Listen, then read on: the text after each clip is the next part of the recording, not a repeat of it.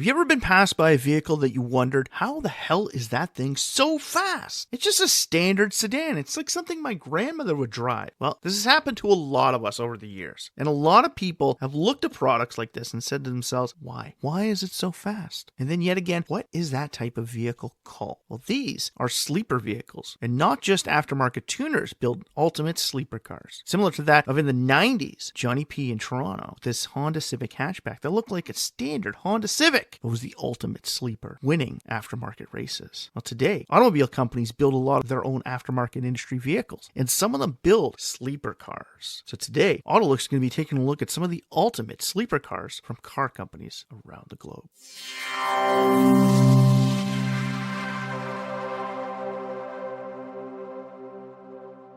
Welcome back to the AutoLooks podcast. I am your host, as always, the doctor to the automotive industry, Mr. Everett J, coming to you from our main host website at AutoLooks.net. If you haven't been there, stop by, check it out, read some of our ratings, read some of our reviews, watch some of our podcasts, and hell, even rate some cars that we have posted on our rated pages. And after that, stop by, find some information from car companies all across the globe, big or small. We have them all on the AutoLooks.net website. The AutoLooks podcast is brought to you by Entertainment Group and distributed by Podbeam.com. If you'd like to get in touch with us, send us an email over at email@autolooks.net.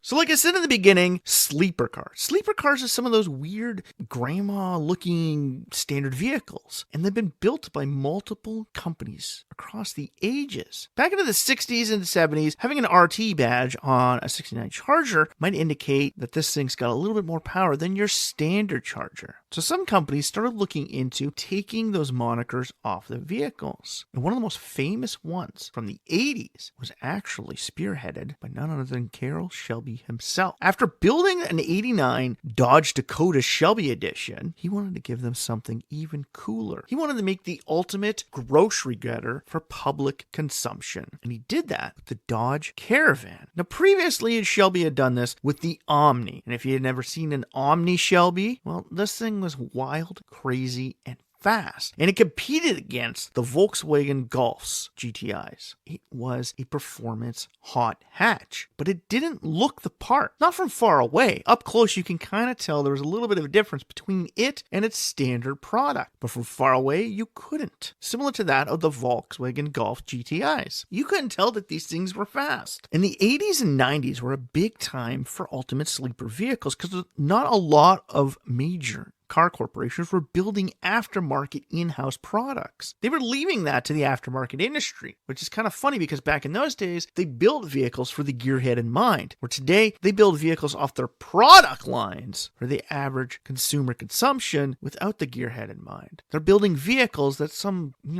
brainless moron who can't even change a tire can buy a performance product. That seems good to you as a consumer. You can buy these ultimate sleeper vehicles and blow the doors off somebody else. But to the official gearhead, it's not really that cool because now you get your doors blown off by somebody who could just afford something a little bit more expensive than you. But when it comes to the full automotive world, respect only goes to the original person who can aftermarket tune a vehicle. Sleeper cars, getting back to this ultimate grocery getter that Shelby had created, was the 89 Dodge Caravan Turbo. This came with a 5-speed stick shift for a minivan. Yes, a stick shift in a minivan and a turbo. It had no public badging on it whatsoever, except for a small, tiny little turbo moniker on the rear hatch. So you didn't even know when you're parked next to this thing that this thing can literally blow the doors off your, big Chevy Caprice to the big block V8. You're rolling up in a standard V6 Mustang, and you think, oh, well, this is just a Caravan. What the hell is it going to do to me? But when he drops the clutch and the turbo kicks in, that Caravan flies past you. And this is something that Carroll Shelby knew,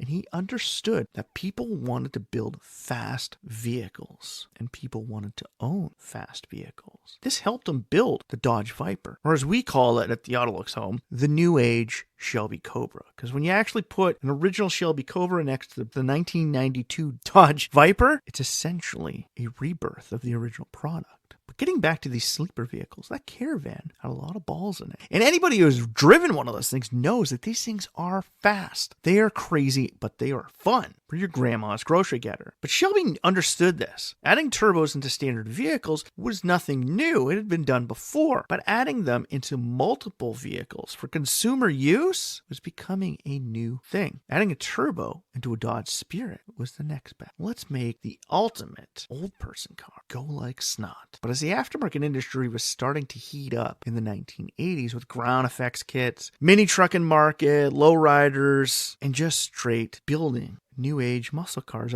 with smaller motors, the aftermarket truck industry started opening up. And the GMC S10 Cyclone and the Ford Lightning appeared on the market. Now, the Cyclone was not, as you would call it, a standard sleeper vehicle. It had a ground effects kit, and it was lower than your standard S10. So when it rolled up next to you, you kind of figured this thing, well, at least has had some cosmetic work done to it. So it's a little bit different than your standardized product. But the F-150 Lightning, unless you paid attention to the Lightning badge at the rear of the vehicle, this thing wasn't much different than your standard two-wheel drive Ford F-150 at the time. And yet that thing was one of the most powerful full-size market pickup trucks on the market, with only the GMC 454 to go up against it. But it's the 90s now. The 80s was the beginning of the ultimate sleeper vehicles from top-tier manufacturers. The 90s, we started seeing turbos added to more vehicles, and we started to see more power being added to vehicles. AMG had gotten into bed with Mercedes back in the 80s, and in the 90s, they were starting to give us AMG badged vehicles. But unlike today, these original AMG vehicles could only be found by their oversized wheels and low ground clearance. They weren't your standard Mercedes-Benz. They looked a little bit different, but to the untrained eye, these things were fast. But why did they build them? Well, there was market demand for sleeper vehicles in the 90s. People wanted fun, fast vehicles. Even though it was a time that sports cars still ruled the world, people were still starting to look at fun, fast vehicles. And in 1994, Chevrolet decided to bring back the Impala nameplate. And with it, they brought back the SS moniker for it. Sure, the original Impala was a great lowrider product, good for cruising the streets, but this was the 90s, and people were looking at fun, fast sedans. This was a market that was growing. And it wasn't just in Europe, where turbos were being added to Audis and Saabs. This is North America. We had big block V8s, but we can also see if we could stick a Corvette engine underneath the hood of a standard Chevy Caprice. And you could. Hell, you could put a 5-liter Mustang engine underneath the hood of a Grand Marquis. You can make the Mercury Marauder, as they did in the early 2000s. You can make a sedan fun and fast. You can make one of the most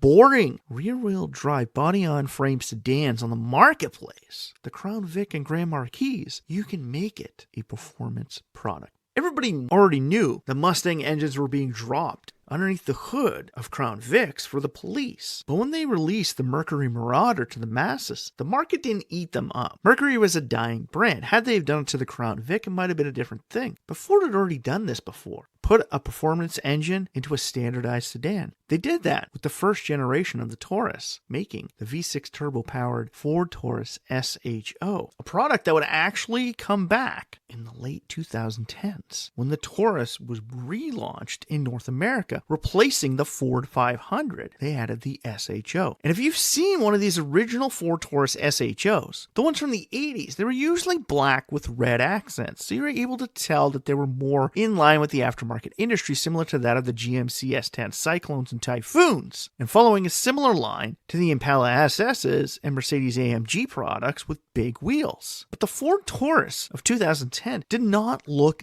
different than its standard product. It was a little bit lower to the ground, not much more. And it usually was one solid color. So instead of having gray bumper accents, it was pure red. And next to that, a tiny little SHO sticker on the back of it indicated that this thing was fast. Of course, this did not carry a 5-liter Mustang engine, again, similar to the original Taurus V6 Turbo. But that turbo, you have to remember, one of the most ultimate sleeper cars of all time was made in the 80s. And Buick owns the rights to the #1 sleeper car of all time with the Grand National GNX. Yes. Those pure black Grand National GNXs were one of the most ultimate sleeper vehicles. And it didn't even come with a V8. twin-turbo V6. What were the Grand Nationals? You gotta remember, Buick had vehicles like the Celebrity on the market. And here they are making this Grand National GNX. Now everybody looked at the Monte Carlo SS's and thought those were cool, those were fun, those were fast. It's a Monte Carlo. Everybody wants to cruise around in Monte Carlo. It's one of those nostalgia vehicles from the import tuner scene and the lowrider culture, Pontiac Grand Prix. And then you have the Oldsmobile Cutlass Supremes, which everybody sees as the two-door cruiser coupe. The Cutlass Supreme is essentially a vehicle older generation buys that just drive around. It's the old man coupe. And the Grand National borrows the same lines as the Cutlass Supreme. But when General Motors dropped the twin-turbo V6 underneath the hood, they made that car the most ultimate sleeper of all time. It was faster than most production Ferraris and Lamborghinis of the time. Even to this day, it's one of the fastest turbocharged V6 engines and production vehicles from an American company. It has such a cult following as being the ultimate sleeper. Even to this day, when people see those vehicles, unless you're a car aficionado, you don't understand how fast that car is. And if you want to see this vehicle kind of in its prime, go and watch a movie online. It's like a B-rated movie called Born to Race. This kid's an upcoming race car driver, and he fucks up big time. He gets himself involved in a street race and loses his ride, an actual touring car. So his mother sends him to live with his father. Well, his father was one of the fastest people in this valley. Actually, wasn't one of, he was the fastest person in the valley. And his main counterpart owns this big aftermarket shop. He's just some rich snob that's got money coming out of his ass and can do whatever the fuck he wants. Where this guy owned a Grand National, painted red, added standard aluminum rims to it, and made it look like it's a Cutlass Supreme for the road. But this car was so fast, nobody in this area can touch him. In the movie, he sells the car off to pay for his son to try and win this drag race and, get his name back and blah, blah, blah, blah, blah. Decent movie. It's a B-rated movie, but it actually has a very good storyline to it. It's kind of like Fast and Furious Tokyo Drift with a bit better context to it. Like, I do mean better, like way better. But it showcases how that Grand National was the ultimate sleeper vehicle when he pulls up next to that asshole from the performance shop with tons of money. And he blows his fucking doors off with his Grand National. Of course, he has some aftermarket modifications he made to it that gave it a little bit more power, pushing more air into intake. He's able to cool his engine to run better, to make it even more of a sleeper. And this is essentially what helped build the sleeper empire. Sleeper cars have always been around, but for production companies, the 80s is when it started. And the Grand National and Caravan Turbo helped bring it out. Into today's world, you get products like the Chevrolet Colorado Extreme, the 300 SRT8s, the Nissan Sentra SERs. Like, those things look kind of cool, but they really look not much different than your standard product. Mazda Speed 3, Opel Astra OPCs, hell, even the Lexus ISF and Subaru WRXs, not the WRX STI, just the standard WRXs, just look like slight modification vehicles. When you see them, you think, oh, it's like one of those turbocharged four-cylinder Mustangs from the 1980s. Small engine, not a lot of power, but wants to look like it's fast. Well, these things are fast. And there's actually a lot of sleepers out there. BMW was one of the most amazing companies at building ultimate sleeper vehicles. Where AMG made the Mercedes performance products, they always painted them black, always had massive rims on them, and always dropped them straight to the ground. BMW, on the other hand, when it came to the M-Series products, there was differentiations between them, especially when it came to the M3. But when it came to the M5 and even the 6 Series, the original M6s, they didn't look much different than the standardized product that was available for consumer consumption. These products didn't look much different. So when they don't look much different, people don't think much of them. Hell, even when you're on the highway, police don't even think much of them. They just think it's another vehicle. Hyundai did this when they released the original sport version of the Elantra, a turbocharged Elantra Sport. Wire wheels were the only differentiation between them. And in one case, you get that weird snot green that the Ford Mustangs had in the 70s as one of the colors that you could choose for it. But the Elantra Sport wasn't much different. It followed similar lines to BMW's M-Series, using a sleeper appeal in its body formation and all the power under the hood. That is what sleeper vehicles are. Anybody can make a performance product and add oodles and oodles of downforce to it, a front rear wing, canards, air intakes, ground effects kit, side splitters, all to your vehicle to make it stick to the road as best as possible. But like I said in the beginning, one of the most famous street racers in Toronto history back in the 90s and early 2000s was a guy called Johnny P. If you know the aftermarket industry, especially in the province of Ontario, you knew who Johnny P was in Toronto. And his pure white 1990 Honda Civic hatchback with straight steel rims. His little Civic didn't look much different than what you just bought from the factory. It didn't have these big aftermarket wheels on. It didn't have a roll bar in it. Didn't have a spoiler. It wasn't dropped to the ground. It was dropped to the ground, but it wasn't dropped with the full body kit, side spoilers, canard, splitters, hood, intake, cold air. None of that was showing. He hid everything underneath the hood. And he built that car to be as fast as possible in the quarter mile. It wasn't a 10-second car. That Civic was closer to breaking 8 seconds in the quarter mile. Fast. And besides, the aftermarket performance exhaust on it, making it louder than your standard Civic, you would have never thought anything else of it. You would just think, oh, it's just some kid with a hopped up exhaust and some lowering springs in his crappy Civic. Meanwhile, this thing would come blowing past 5-liter Mustangs, blow the doors off SRT Challengers, all from a standard product. And like I said, the aftermarket industry was showcasing and building products like this in the 80s and 90s. And into the 2000s, they started seeing the rise of the Fast and Furious age and aftermarket tuners, and they started building products like this for mass consumption. Not just possible consumption like the GNXs, mass consumption. The Elantra Sport, the Kia Stinger GTS, Renault Sandero RS, the Avalon TRD Escalade Sport. Hell, even moving the RT moniker into more of the standard product, Dodge was able to fool people by still building performance-oriented RT products, with the Dodge Durango RT being more powerful than its standard product range. People saw RT and thought, oh, well, it's just a sport edition, not knowing that Dodge had put a Borla exhaust on it and opened up all 8 cylinders. It wasn't as fast as the SRT, but one of the top companies today building ultimate sleeper vehicles is Cadillac. Yes, BMW has gone the way of the M series, and most of its M badge products now are just sport appearance packages. You now have to get M competitive products or MCS products to get actual performance ones. Because now the police know about the M series badges and just pull people over with M series badges, so car companies are getting a little bit smarter. Well, Cadillac hasn't been building a lot of V series products, and the V series products became big in the aftermarket industry, with the original CTS V and CTS V Wagon being some of the fastest Northstar V8 products you can find, even faster than production Corvettes at the time. These things were amazing. Today, Cadillac has moved away from its V series and into the Blackwing series. And they did this to build the ultimate sleeper products that police don't know. Because the V is associated with performance products, so when a police officer sees that you're driving a V product, you're more of a target to be pulled over. Cadillac understands this and has built the Blackwing series. Okay? Blackwing V8 is essentially a Corvette V8 built for Cadillac for the performance division. Now the V series is still there, but the V series is going the way of the original RT Dodge products and becoming more of a sport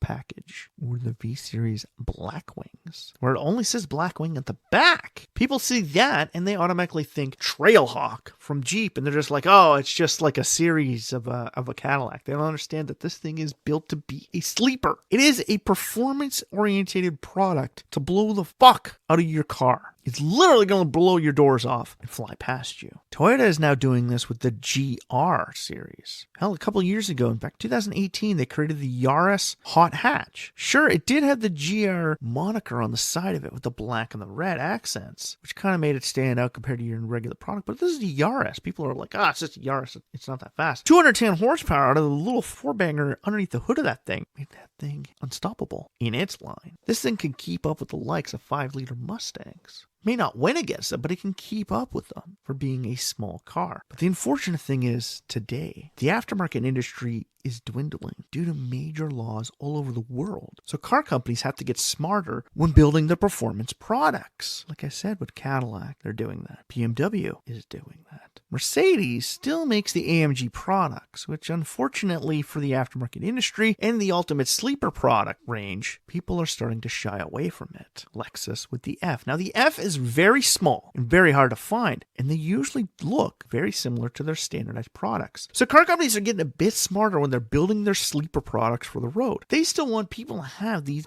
balls deep, fun, fast vehicles that look like they're just running out to get groceries. They want you to have fun while we could still have fun on the roads. Because of right now, police all over the world are trying to stop us from having fun on the roads. And as them and governments and provincial, city, regional, they all start cracking down on creating more and more traffic cameras, speed traps, and annoying laws to try and crack down on us going fast. Well, there are very few roads for us to go fast on anymore. And with a lot of the products before, with TRD badges, RT badges, M badges, all being attached to our vehicle, we all have to be a lot more careful about driving around. But really, if you want to go out and have fun in the world, and you don't want somebody to know that you have something fun and really fast, go out and track down an original 1989 Dodge Caravan Turbo. They never sold a lot of them, but they're fast for a minivan, and they're fun. There weren't a lot of minivans ever built with a 5-speed attached to the floor. And if you really want to blow the doors off somebody, find one of them and take it for a drive. You'd be surprised the amazed looks you get from people when you blow their doors off with something that they would never think was that fast. Hell, my little Kia Rio does that. My uncle's old Skyhawk did that. And the Dodge Caravan Turbos do that. If you want something that's undistinguishable